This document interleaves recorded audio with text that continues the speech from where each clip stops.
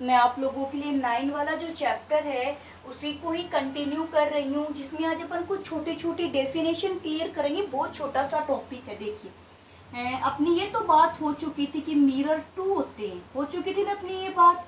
अगर मैं इसको बाहर की तरफ रोटेट कर दूं ऐसे, ठीक है, ये दर्पण दो होते हैं ना, अगर मैं बाहर की तरफ लेपित कर दूं, अगर मैं बाहर की तरफ कोटेड या लेपित कर दूं, ये तो कौन सा बनेगा? इसको अपन बोलते हैं कॉनकेव यानी अवतल दर्पण। कौन सा बन गया? ये बात मैंने बता चुकी हूँ आप लोगों को। अगर अंदर की तरफ लेपित कर दे या कोटेड छाया बना दे तो ये कौन सा बनेगा? कॉन्वेक्स बनेगा, या अपन इसको बोलते हैं उत्तल दर्पण। ठीक है, क्या बोलेंगे? उत्तल दर्पण बोलेंगे।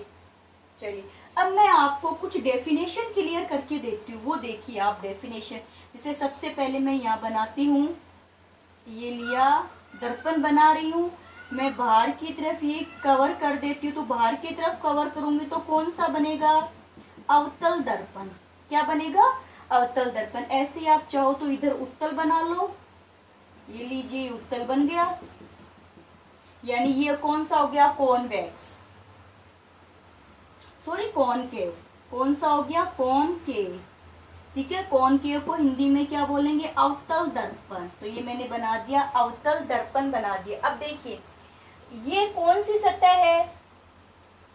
परावर्तन पृष्ठ यानी रिफ्लेक्टेड सरफेस। क्योंकि देखिए ऐसे आएगी लाइट, टकरा करके ऐसे वापस चली जाएगी, तो लाइट जिस सतह से टकरा करके वापस जाती है उसको अपन रिफ्लेक्टिंग सरफेस या फिर क्या बोलते हैं उसको? परावर्तक पृष्ठ बोलते। क्या बोलते? परावर्तक पृष्ठ बोलते। तो देखिए ये परावर्तक पृष्ठ हो गया पूरा। तो परावर्तक पृष्ठ का जो सेंटर है, ये लीजिए, ये परावर्तक पृष्ठ का जो सेंटर है उस सेंटर को बोलते हैं पोल।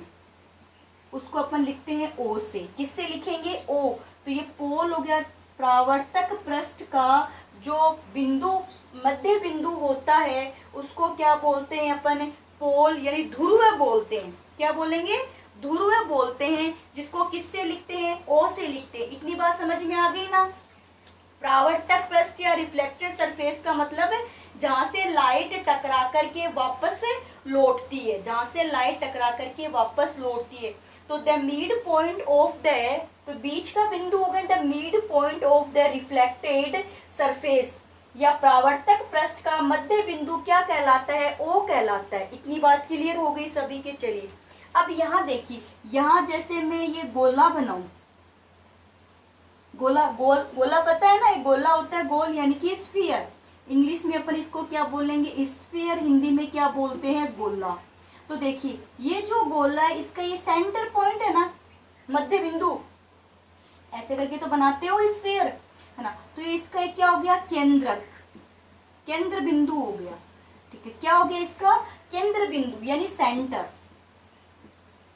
क्या बन गया इसका? अब देखिए इसको अपन ये बताएंगे कि जो इंग्लिश से बताऊं पहले, जो स्फीयर का सेंटर होता है वही सेंटर किसका होगा? मिरर का होगा। किसका होगा? मिरर का होगा। यानी कि एक गोले का जो केंद्र बिंदु होता है वही केंद्र बिंदु किसका होगा? दर्पण का होगा। तो गोले के केंद्र बिंदु को अपन जैसे इसका ऐसे घुमा के लाए, ऐसे ऐसे घुमा के लाएंगे तो इसका केंद्र बिंदु ये हो गया, ये लीजिए, हो गया केंद्र बिंदु यानी कर्वेचर, सेंटर ऑफ कर्वेचर। तो ये क्या है? सेंटर ऑफ कर्वेचर, जिसको किससे लिखेंगे? सी से लिखेंगे। तो अपन क्या बताएंगे? इसकी डेफिनेशन क्या बताएंगे? ए स्फेरिकल मिरर में related treated part of the hollow sphere. Spherical mirror किससे बना है? स्फीयर से बना हुआ है। The centre of the sphere is known as the curvature of the mirror. एक गोले का जो केंद्र बिंदु है वही किसका होगा? वक्रता त्रिज्या। किसकी वक्रता हो जाएगी?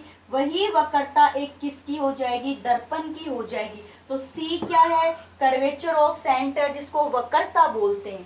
ठीक है, अब इधर देखिए, अब मैं क्या करूं? ये जो यहां से एक लाइन, जैसे वापस आइए आप ऐसे समझोगे, ये गोला है, स्फीयर है, ये इसका हो गया सेंटर, तो ये किसका सेंटर हो गया? मिरर का सेंटर हो गया। ठीक है, अब ये है, यहां से आप देखो, अगर ये ऐसे लाइन खींचोगे परिधि तक, केंद्र से परिधि तक, सेंटर से पेरिफ्री तक, अपन क्या बोलते हैं? आर बोलते हैं ना, आर। ये लीजिए, ये भी आर है ना, ये भी आर है, ये भी आर है, ये आर है ना सभी। तो यहां से देखिए, the radius of a sphere is known as the radius of a mirror. एक गोले की त्रिज्या ही दर्पण की वक्रता त्रिज्या होती है। तो ये दर्पण की क्या हो जाती है? वक्रता त्रिज्या हो जाती है। फिर देखिए, अपन बताएंगे कि एक लाइन है, एक रेखा है जो कहां से जा रही है? वक्रता सेंटर केंद्र से जा रही है बिल्कुल, और कहां तक? पोल तक। एक लाइन है वो केंद्र से पोल तक जाएगी, उसको बोलेंगे मुख्य एक्स। क्या बोलेंगे? मुख्य एक्स, प्रिंसिपल एक्सिस।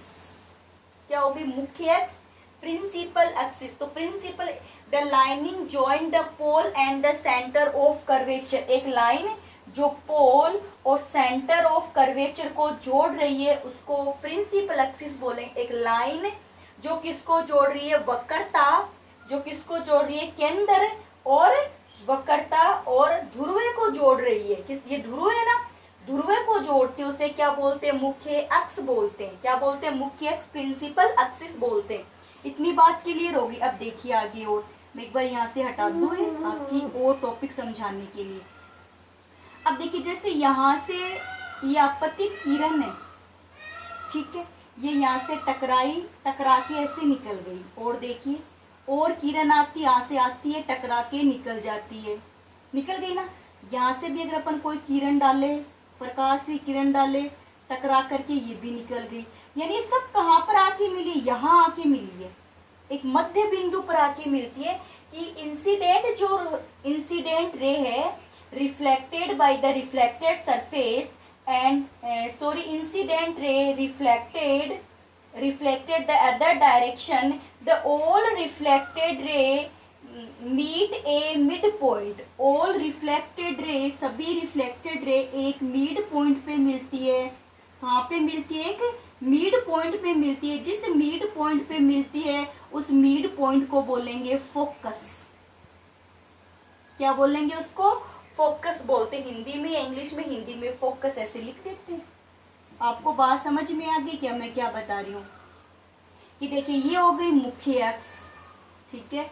मुख्य अक्ष के समांतर अगर कोई प्रकाश किरण है वो टकरा करके, यानी कि दर्पण से टकरा करके वापस लौटेगी। जब प्रकाश किरण दर्पण से टकरा करके वापस लौटती है तो वो एक मध्य में आकर के, सभी प्रकाश किरण एक मध्य में आकर के मिलेगी। लौटते समय ये आई आकर के लौट गई, ठीक है, ये आई आकर के टकरा करके लौट, जो जहां मिलेगी ना उसको क्या बोलते हैं? फोकस बोलते हैं। इसको एफ से लिखेंगे। क्लियर हो गया?